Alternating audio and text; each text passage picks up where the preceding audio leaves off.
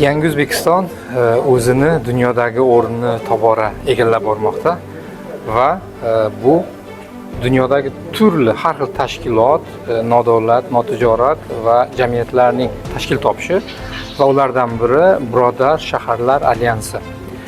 Bu alyansning o'z vaqtida tarkib topganligini men unga qat'iy ishonaman. Chunki dunyoda juda ko'p davlatda shaharlar, katta kichik shaharlar bor va ularni albatta bir-biri bilan jipslashish va tanishish uchun mana shunaqa alyanslarga juda ko'p ehtiyoj bor.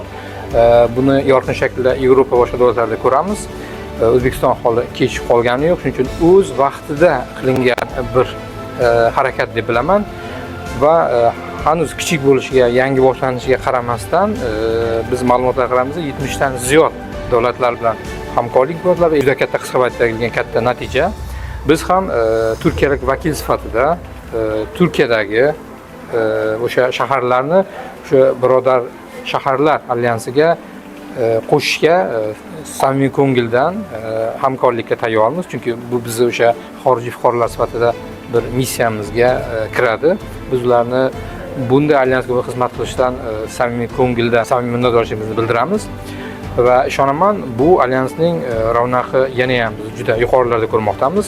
Va xudo xolasa bular nafaqat bu hamkorlik iqtisodiy, siyosiy, balki turizm va boshqa sohalardagi hamkorliklarni ham olib keladi.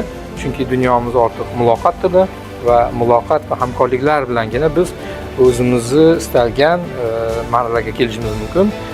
Shu shaklda baralla O'zbekiston, yangi O'zbekiston bayrog'ini dunyoga tanitamiz degan umiddaman.